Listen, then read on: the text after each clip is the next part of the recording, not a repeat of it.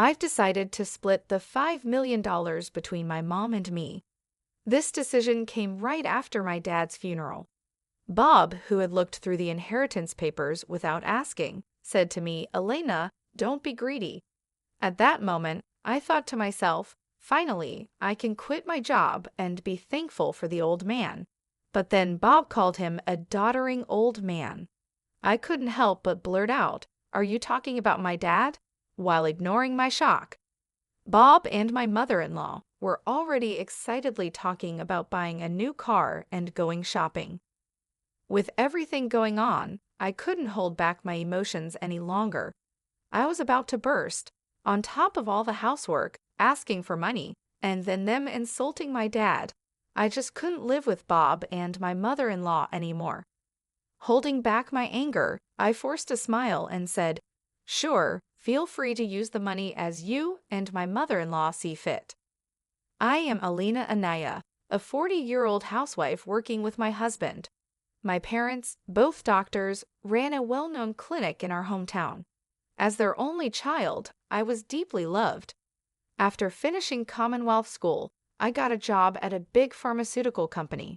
Though my parents wished I had become a doctor, they supported my choice. 12 years ago, my mother died in an accident, leaving me and my father heartbroken.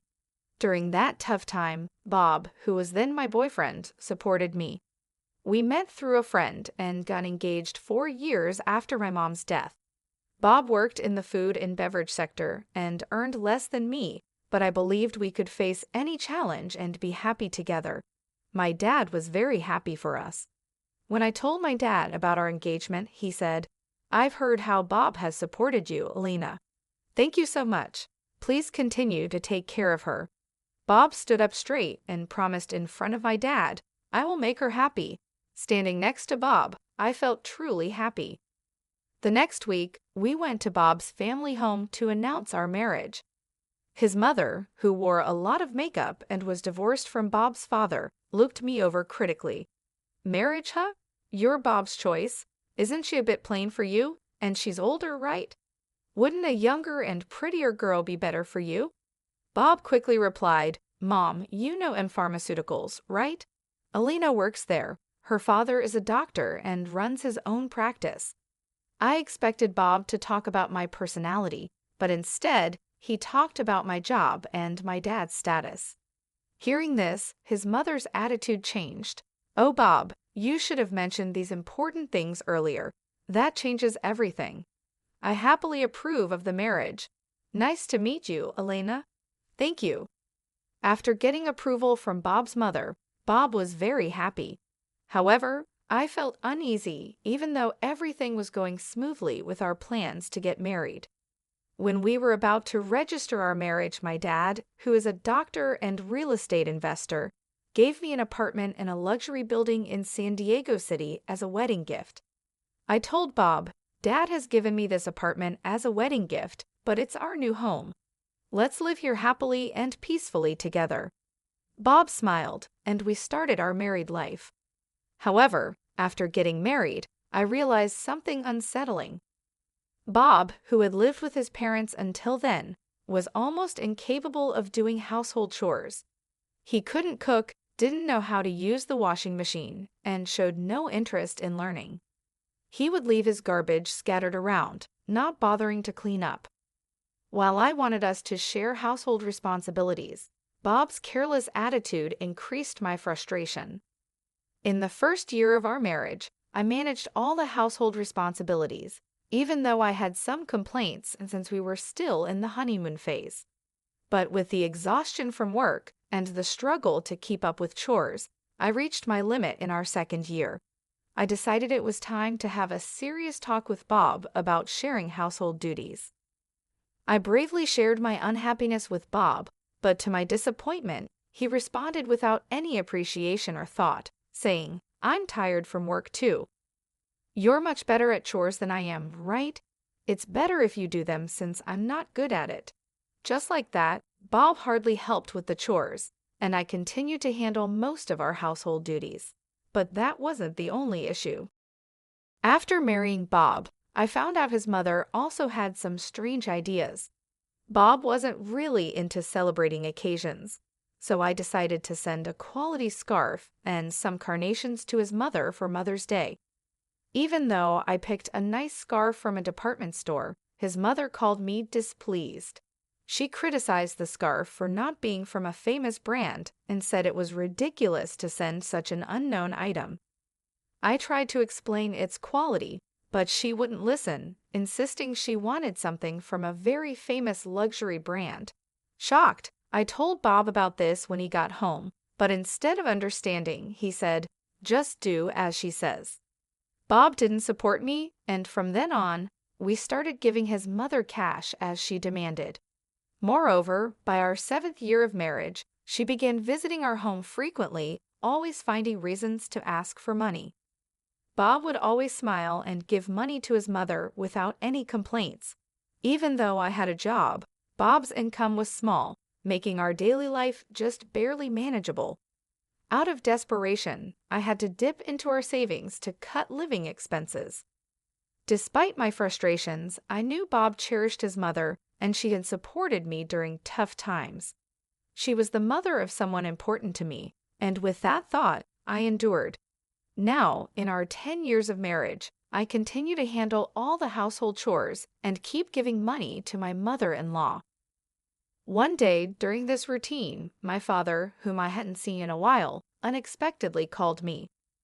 The story he shared during our rare meeting was shockingly unexpected.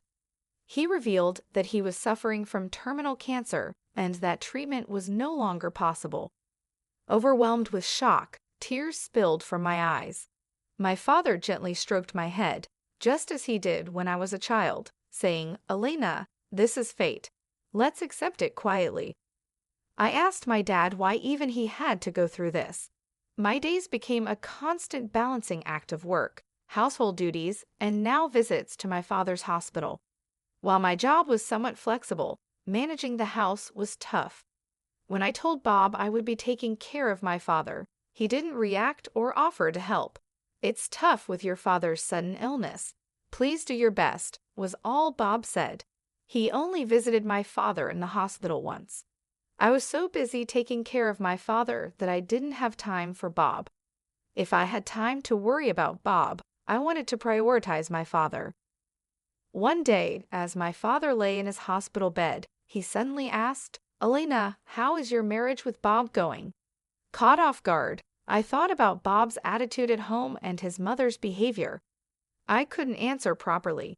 Seeing my hesitation, my father seemed to understand and told me, "Elena, you don't have to endure this. Think about your happiness. Don't worry, you won't have any hardships after I'm gone."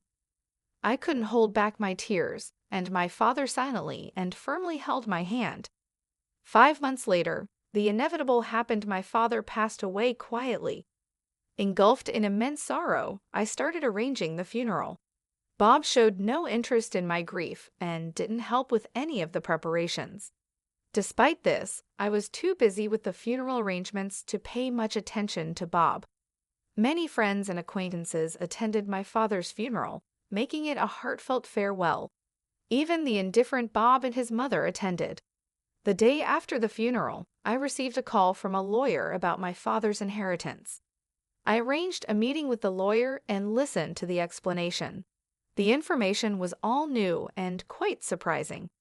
After deducting taxes, like inheritance tax, my father's estate amounted to over $5 million. He had not only earned income as a doctor, but also made real estate investments, leaving behind such a vast fortune, all of it to be inherited by me, his only daughter. Wrapped in surprise and gratitude, yet trembling at the thought of handling such a huge amount of money, I proceeded with the inheritance process after returning home. I laid out the documents I got from the lawyer on my desk and started reading them. I was so tired that I ended up dozing off on the sofa for a bit. When I woke up, I heard Bob and his mother talking happily in the distance. "Huh, Bob and Mom too? When did you come?" I asked as I got up. Bob came over with a big smile and said, "Yes, Elena, well done." Confused by his sudden excitement, I noticed the inheritance papers in Bob's hand. "Wait, Don't just read those without asking, I said, shocked and upset that Bob had looked through the documents without permission. I raised my voice at him, but my mother-in-law, not bothered at all, happily chimed in, "Wow, an inheritance of $5 million.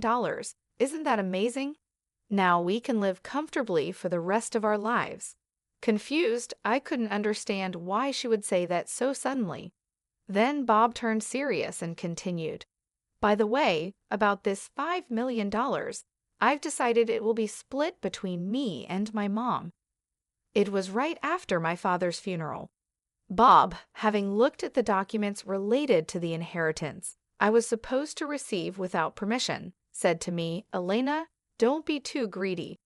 Oh, now I can finally quit my job. I have to thank that doddering old man." "Are you talking about my dad?" I accidentally said out loud. "Well, anyway, let's proceed with the inheritance process and get the money into our joint account as soon as possible," Bob said, ignoring my confusion. At that moment, Bob and my mother-in-law were excitedly talking about buying a new car and shopping. I couldn't hold back my emotions any longer. I was on the verge of exploding. Being burdened with household chores, asked for money, and to top it off, they insulted my father.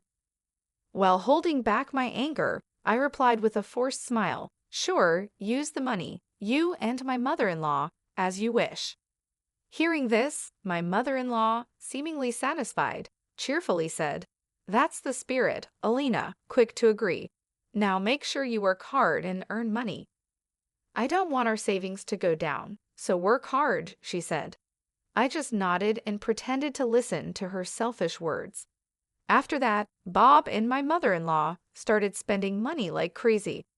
Bob quit his job quickly, and my mother-in-law practically moved in with us, staying at our house all the time. They would leave in the morning and come back with expensive brand items. The 5-star restaurant we went to today wasn't as great as I expected. Yes, it was a bit disappointing for us, the sophisticated ones, they would say, acting like they were rich celebrities and dumping all the housework on me as if I were a maid. Bob seemed to think my father's inheritance would be available right away. He carelessly withdrew money from our joint account, and my savings of $300,000 dwindled rapidly. When I complained about their excessive spending, Bob just laughed it off, saying, "What are you talking about? Isn't $5 million coming soon? Then this kind of spending is no big deal." I warned him I had already stopped it, but Bob completely ignored me. Then, a month later, Bob and my mother-in-law suddenly left for a trip to Bermuda. I wasn't invited and was left alone at home. After seeing them off, I decided to take action. About a week later, while I was relaxing at home, I heard a loud knock on the door. Wondering what was happening, I glanced at the intercom monitor and saw Bob and my mother-in-law, both dressed in aloha shirts, standing at the front door. What do you want?" I asked calmly and coldly with anger. Bob yelled, "What are you even talking about? Why won't the door open?" Seeing Bob and my mother-in-law confused as to why the door wouldn't open, I confidently answered through the intercom, "Well, I changed the locks on the door, so of course it won't open." "What? Why?" Bob exclaimed. "Let's talk over this calmly at the nearby cafe." "Please go ahead. I'll join you shortly," I suggested. Bob and his mother, after shouting in front of the entrance, seemingly realized it was futile and soon headed to the cafe. Once I confirmed they had left, I felt a moment of relief. I went to the cafe and saw Bob and his mother already there, waiting angrily. "Hey, what's this about? Did you change the locks? Hand over the new keys right now," Bob demanded. "There's no need for me to give you the new keys. You both need to leave that house," I calmly told Bob and his mother. Facing a visibly angry Bob, I showed him a piece of paper. It was a divorce petition I had already filled out. "Divorce? You're serious about divorcing me?" His mother was equally shocked and confused. "Elena, why has it come to this?" I spoke quietly to the two of them, who were panicking and flustered. "With the way you've been spending money every day, Are you sure your finances are okay? What money? Of course, it's fine, Bob snapped back, spitting as he spoke. Your father's inheritance is coming, right? There should still be over $100,000 in our joint account. Look, I'll show you right now. Saying this, Bob took out his smartphone and opened the banking app to check the account. Suddenly, his expression changed. What? What's this? Why is the money gone? It was there just the other day, Bob exclaimed. Hearing Bob's words, his mother also hurriedly looked at her phone, her face showing confusion. I revealed the truth to them as they were panicking, not understanding the situation. Of course, it's gone. I'm divorcing you, so I moved that $100,000 to my account as part of the property division. What do you mean? Bob's face turned to anger for a moment, but then he smirked, as if remembering something. Fine, I'll divorce you then. Transfer the inheritance you got from your dad right away. After all, property acquired during the marriage is split half and half in a divorce, right? Well, you might be misunderstanding something, I replied. Didn't you know? The inheritance I received, even though it was during our marriage, doesn't count for property division. There was a moment of silence between us. Then Bob and his mother's expressions changed drastically. Perhaps they truly believed they would receive part of my inheritance. I was utterly shocked and could only sigh in disbelief at the unfolding situation. No, that can't be true, I muttered under my breath, but the truth of the matter was glaringly clear. Her face turned red with a mix of denial and anger. Please, check for yourself, I said with a mocking tone that I couldn't quite mask. Bob immediately started frantically searching on his smartphone, desperate to prove me wrong. As he scrolled through the legal texts online, his face fell. It says here that property inherited by one spouse from a parent is considered separate property, therefore it's not subject to division and can't be split between the spouses. His voice was tinged with disbelief. What? Seriously? His mother, too, peered over his shoulder, her expression turning to one of shock as the reality of the legal standing dawned on them. Then Bob approached me, his demeanor shifting to one of desperation. Elena, please don't divorce me. I have no savings and no job. How am I supposed to live if you divorce me? His plea was laden with panic and fear, but I had seen too much and endured too much to be swayed by his sudden show of vulnerability. Facing Bob's pleading, I stood my ground, my voice firm and unwavering. What are you talking about? Take responsibility for your actions. I will never forget how you and your mother treated me. I'm divorcing you, and I'll go to court if I have to. My declaration was clear, a line drawn firmly in the sand. Intimidated by my fierce demeanor, which they had never witnessed before, Bob and his mother recoiled. They shrunk back in fear, whimpering softly. As they stood there, dejected and defeated, I knew I had finally taken a stand. The weight of my decision was heavy but necessary, as I sought to reclaim my dignity and future from the ruins of a marriage that had veered so far off the path I had once envisioned. After walking out of the cafe, the divorce proceedings between Bob and I proceeded without major obstacles. The $100,000 I had shifted from our joint account was acknowledged as part of the division of our marital assets. Over time, I managed to legally compel Bob and his mother to vacate my house. This was a relief as Bob, having already squandered the money from our marital division, found himself in a precarious financial state. He was penniless and increasingly overwhelmed with a mountain of bills, stemming from lavish expenditures on their overseas trip and various other expenses charged to his credit cards. As Bob's financial troubles escalated, he sank deeper into debt. Both he and his mother were forced to take on additional loans just to keep up with their mounting bills. Eventually, they moved into a rundown apartment, a stark departure from their previous luxurious lifestyle. They now find themselves working exhaustively every day to manage their debts, a situation that has been a profound and shocking adjustment for both. Meanwhile, I took decisive steps to move forward with my life.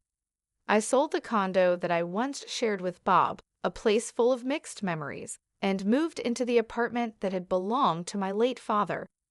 This move was not just a change of scenery, it was a step towards reclaiming my independence and starting afresh on my own terms.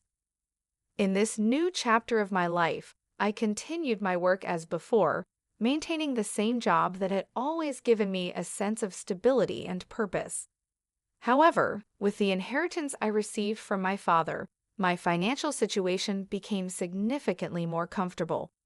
This financial security has allowed me to live without the constant stress of monetary concerns that once plagued my marriage with Bob. Living in my father's apartment has brought a new sense of peace and continuity to my life. Every day, I wake up with a heart full of gratitude for the man who not only raised me with love, but also ensured that I would be secure after he was gone. This gratitude has inspired me to approach life with a renewed sense of purpose and determination. With the lessons learned from my troubled marriage, I am now more committed than ever to protecting my happiness and well-being. I've come to realize the importance of being surrounded by people who support and uplift me, rather than those who seek to take advantage. As I move forward, I am determined to cherish and make the most out of every moment, focusing on personal growth and happiness. As the days pass, I find myself more at ease, enjoying a life that is not just about survival, but about thriving. My days are spent peacefully, indulging in small joys, and planning for a future that I now look forward to with optimism and excitement. The stark contrast between my life now and the life I shared with Bob serves as a constant reminder of how far I've come and how much